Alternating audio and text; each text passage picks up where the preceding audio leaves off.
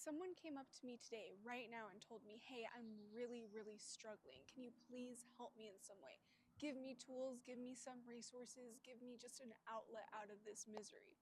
These are the 6 holy grail things that I would tell them. Start here.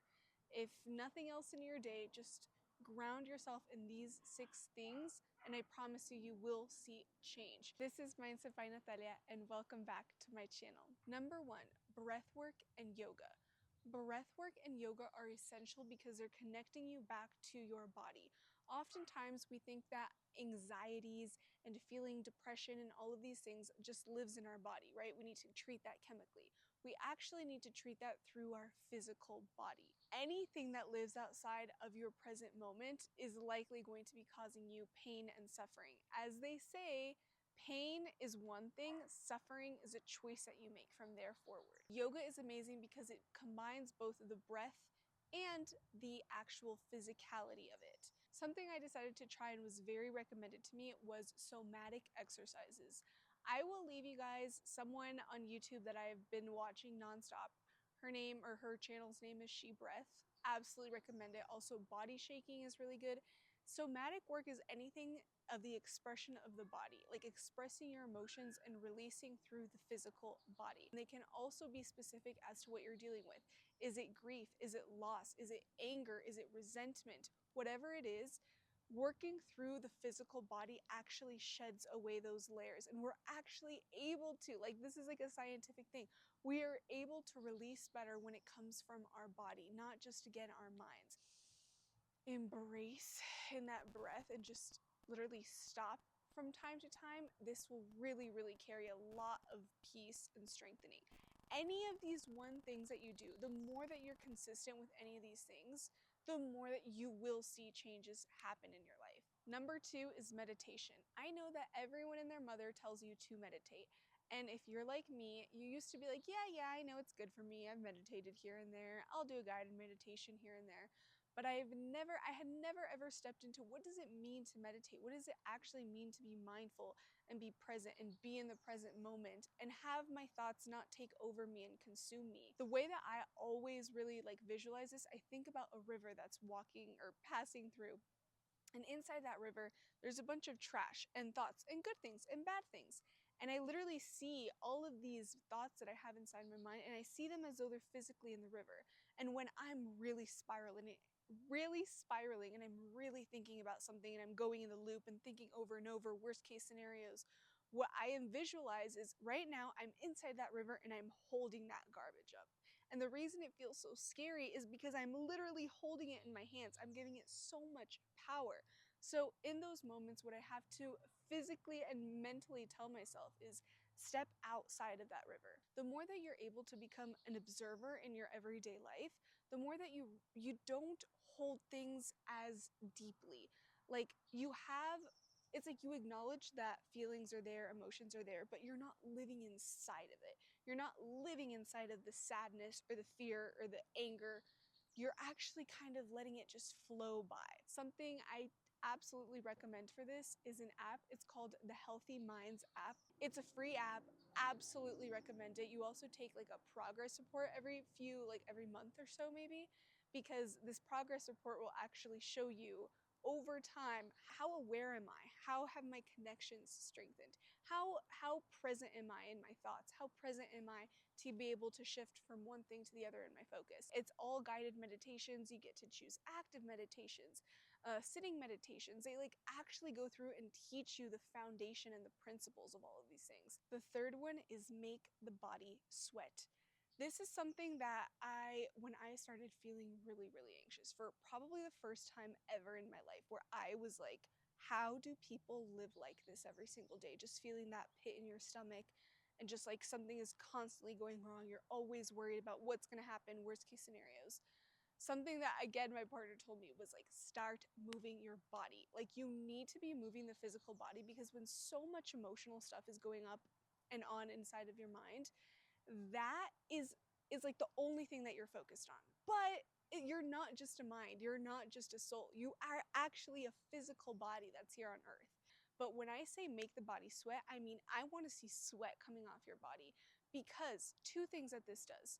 It gives you literal endorphins. Endorphins, as we know, are the happy hormones. You're never going to come out of that regretting that experience because of the good physical chemicals that go on when you do exercise, when you move your physical body. Another thing is that it takes you again out of your mind and overthinking and over-processing things, and it makes you have to be physical. I started going on runs. I'm not a runner. I have never liked to run, and I was like, move your body, because this was, first of all, free, cheap, literally just go outside and start running in whatever tennis shoes that you have. And I would just start running, and then I would slow down and I would start walking, I need a break. And then sometimes I would see like, oh, thoughts are creeping up. Oh wait, what if this happens? Worst case scenario again. Oh my goodness, this is happening. I'm living it inside my mind. And that would be the moment I'd be like, all right, well, if you're not tired enough to keep thinking, then we can keep going. Also, you feel so proud of yourself when you do things like this. Other things that you can do, dance, that's something I got back into. Honestly, it has completely transformed my life to have dance throughout my life. And I recommend it for everyone, like especially like the release of the hips and moving. And there's something about any form of dance that just connects you, it grounds you. Like there's a reason why indigenous cultures and people throughout history and time have used rituals and dance and movement as ways of connecting to the earth, ways of grounding, ways of bringing in community. Like these things are not new aged things. They're things that our families and generations have been doing for millions, I don't know if millions, but thousands and thousands of years. Swimming is also really good. Obviously you can't literally see yourself sweat, but this is really good because anything that connects you to water, to the earth, to nature is really, really grounding. And being in that physical water and just moving your body through it, it's like a cleansing that happens every single time that you're around water. Like it happens whether you realize it or not. Something like Muay Thai or kickboxing, something where like if you have to release a lot of anger, a lot of resentment, these are such healthy, good ways of coping with those things. Punching on a bag, like building your strength, seeing your progress over time, seeing how you learn techniques. Very, very empowering to the body. Again, especially in a time where maybe it doesn't feel safe, where it feels afraid to be seen, where it feels unsafe to go outside or to be with certain people. And the last thing I'll say on this is choose one physical event that you can look forward to in the next maybe 6 months, rather than just, I'm going to play sports, I'm going to go on a run. Like sign up for that 10K. Sign up for a dance competition that you're going to have something where when you are doing the physical exercise, you're like, I'm actually working towards a goal at the same time. Because what does this do? It brings your awareness into the fact that this is a moment in passing, right? The way that I'm feeling right now, it's not going to be there forever. And if you give yourself the opportunity to embrace like something that's happening in the future, that's like everything that you need. When you have hope, you have everything. Number 4, focus on your desires. Here is where I talk a lot about gratitude. I'm going to make a whole other video, and I might as well make a whole other channel for gratitude and how it's transformed the entirety of my life during this time. When you're in these states of like, I can't find anything to look forward to, I don't feel like getting up tomorrow, like everything feels so daunting and difficult, the more that you realize that you are blessed with a lot of things that you currently have, it transforms your life into looking, rather than the negative, looking for the positive. Start writing lists of future goals. Again, bringing those aspects of hope. What do I have to look forward to? What are my manifestations? What can I not wait to happen? What brings me joy and thrill and excitement during this time? Connecting to what you do want, rather than being like, I don't want this, I don't want to feel like this, I don't feel good, all of that. Like there's a moment in time when obviously you need to also release those emotions, but the majority of the time, if you can try to focus on the things that you do want, it changes your perspective and your focus. Number 5 is creation. I want you to start creating things every single day. This does not mean starting a whole new project and diving into work. No, I'm talking something that is a means within itself. When you're able to be creative, you realize the power that you hold. You are a creator. You have hands, you have a mind. These things enable us to create out of other materials, create from scratch. There's always a death and a rebirth and a change and a movement that's happening constantly. And when you step into creation, and creating things, like creating things around you, finding beauty in things.